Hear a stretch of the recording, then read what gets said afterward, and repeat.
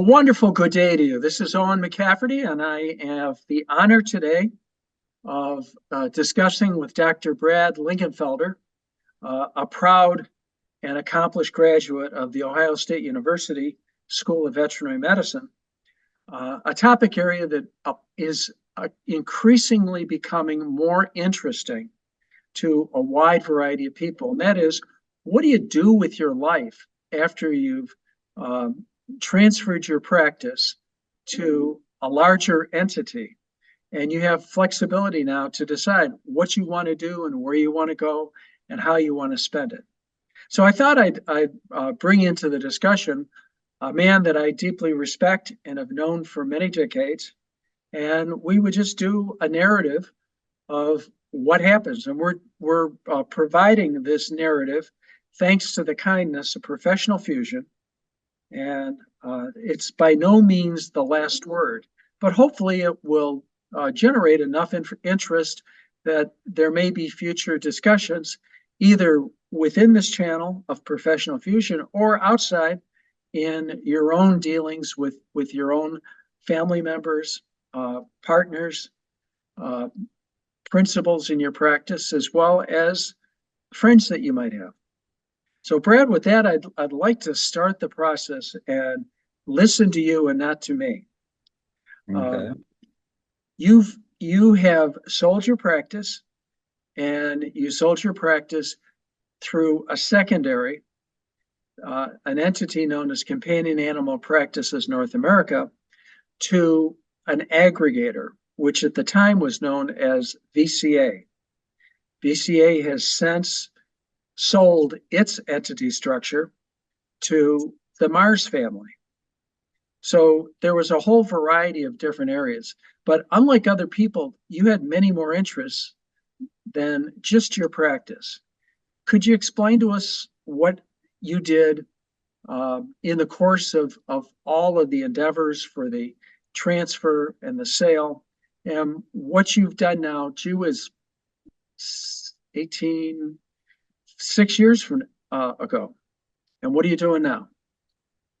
All right. So the basis of the sale originally was the structure to try to bring associates in and transfer the ownership to them. Unfortunately, financial limitations for associates and banks lending to associations wasn't readily available or, very compatible to what I needed to step away to sell a multi-million-dollar practice. So that's when CAPNA came in, which Owen just explained to everybody how the aggregation went on. So the sale went through. I was very happy with the sale, everything, because potentially as I was getting older, you don't know how long you're on this face of the earth. And so with great sadness in some ways, because it had taken over almost 30 plus years building that practice, it was kind of hard to walk away. But, one has to use common sense. And so in releasing that ownership and then stepping away, and I lasted in retirement 6, maybe 8 weeks. You cannot be a type A personality and a person that created an entity from the grassroots all the way up to where it was, when I left.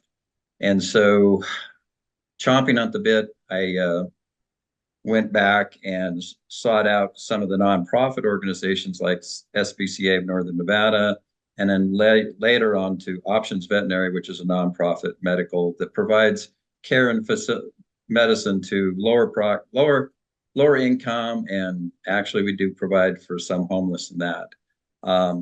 But so that got me back into the profession that I love. But it took away from some of the HR issues of having to manage employees.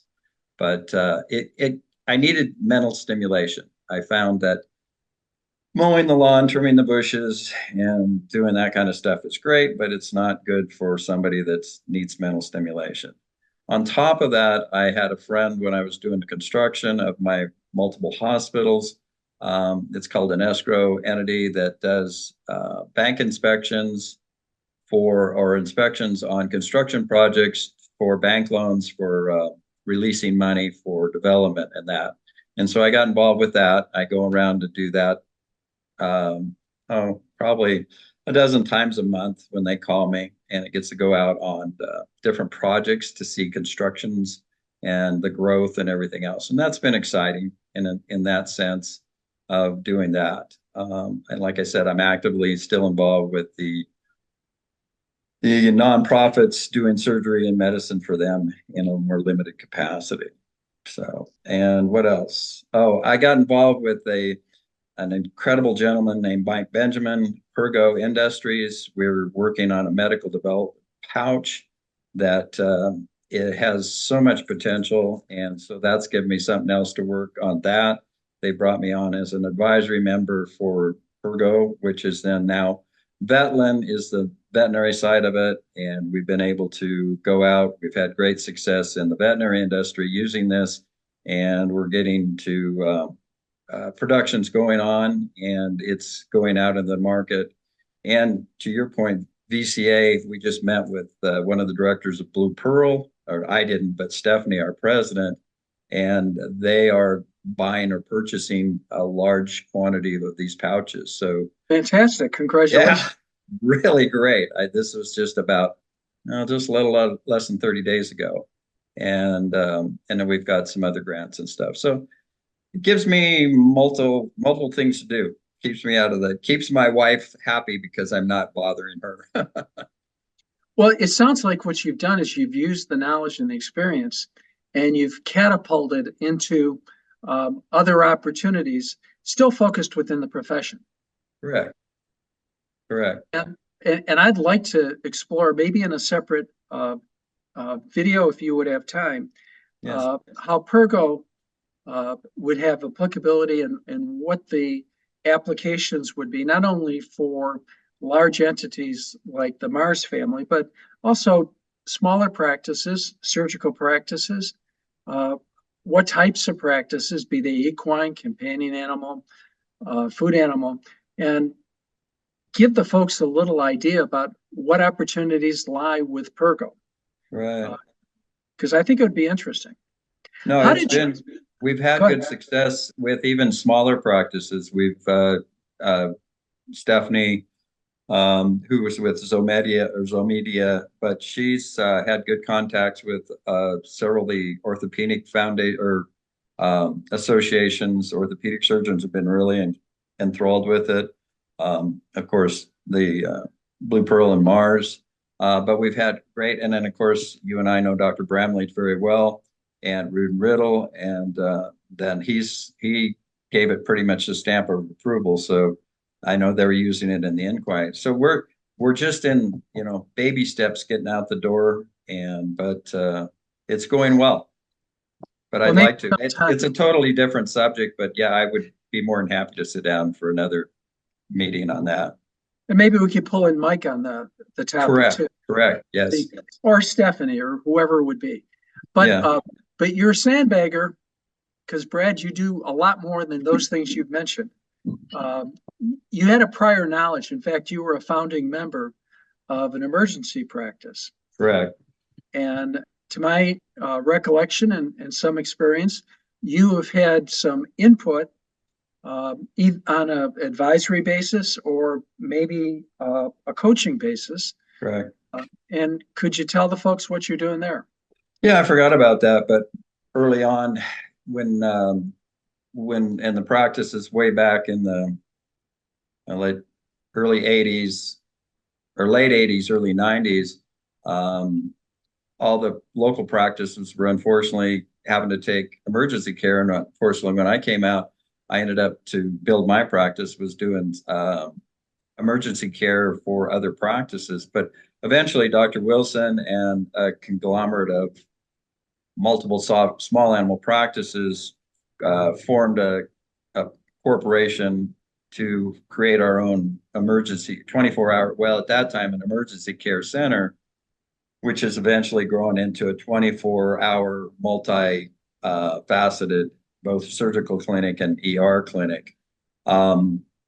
Because of my status within the community at that time of owning multiple hospitals, I was put on as one of the board of directors of the emergency clinic and sat in that position for, well, upwards to 15 years or so until, bringing new blood and rotation of staff.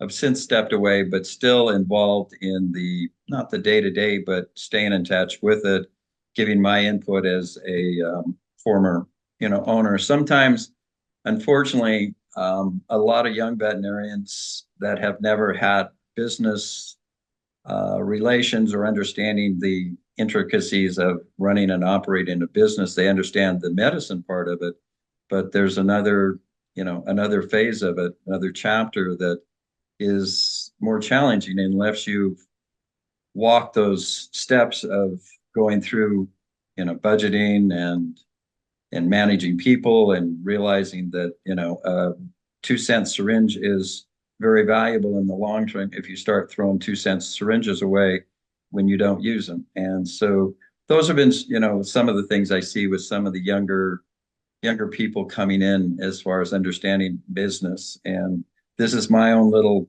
2 cents. I wish the industry, the veterinary educational system, and I think it should be applied to both medical, dental, and all the other things, but they should at least in their, I don't know about their sophomore year, for the first 2 years of veterinary school that I remember are pretty intense in book. But I think in your junior and senior application years, you have a little more practicality, and I think they should provide or make one full semester or 2 semesters or 2 quarters or whatever, 1 year of business management, understanding just business 101, not to get an MBA, but just to understand business structure, budgeting, a whole thing that, it'd be critical for even if they don't come out and own or run a practice, but a lot of them, I believe, do want to own something. I think some of them have entrepreneurship. So I think that would be a valuable asset. I wish I'd had it. I had to kind of learn from the School of Hard Knocks. I did have some business knowledge prior to going in it, but I learned from the School of Hard Knocks and making mistakes. So it would be advantageous to those. So it sounds like your life is very full. It sounds like what occurred is that you took a sabbatical, not a year sabbatical, but maybe a 5-6 week sabbatical, enough to recharge and come to the epiphany that your role as doctor is entering a new phase of opportunity. Correct. And instead of being burdened by the day-to-day commitments, you were open and free to look for new opportunities, or rather, should I say, new opportunities looked for you. Mm-hmm. And I think, Brad, you're still very active. You attend meetings. I know I'm going to be seeing you at an upcoming meeting for the Wild West in Reno. So you're very active in the community and where it goes. Yeah. The problem is many people who have sold their practice don't realize how valuable they are and don't realize that they are desperately needed. And the purpose of this video is to use you as an example of how excellence can be replicated after practice sale in whole new areas. Right. I believe, yeah. I mean, fortunately, we have some nonprofits, which kind of gives it. But I mean, if I wanted to, I could have went back into, small animal practice anywhere within the community and readily, brought right back into the fold. My apprehension, I guess, would be that I would then become, an income, and I am a rainmaker, so I would be kind of driven again back into that, driving the percentage of income net to that practice, which is fine, but I didn't want those hours. So working with a nonprofit is great. I get to go in at 7:30 in the morning. I'm there. I get to treat my patients, see my clients, because I do still see clients, and I'm done by 2:30, 3 o'clock. We work straight through, but it's great. And, kind of a side note, I still do some work for Washoe County Animal Services. So there are things for retired vets to get out there that aren't demanding that they're forced to, meet a production line, that they can actually go in and be a little less stressed and yet still provide an intense service to the community, especially those that are limited on income, and unfortunately, some of the cases are are challenging, but we feel that we at least give something back to the community that the community gave to me to be my success. So it's kind of give back a little bit. Well, it's an exciting option, and obviously you're many years younger than me, so Just a couple. So you have the availability of honing it even further, and it's all part of that poem by Alfred Lord Tennyson, and you typify that in Ulysses, to strive, to seek, to find, and not to yield. Right. So with that in mind, this is Owen McCafferty. I'd like to say thank you. And Dr. Lingenfelter, thank you so much. Appreciate your time, your wisdom. And I sure do hope that you'd be willing to come back on future broadcasts and we can explore other options, because you provide an opportunity to those that take the first segment of practice and then transfer it to whole new opportunities for the future. So I'd like to say thank you very much. No, thank you, Owen. And like I said, our friendship and from every time, the first time I met in a continuing education meeting, I believe it was in Phoenix, Arizona or something. Yeah. We have kindled a great friendship and a lot of educational purposes on both sides. And trust me, you're still kicking along too. So you hang in there, buddy. And I'll see you soon. I'll see you soon in Reno. Yes, we will in another week.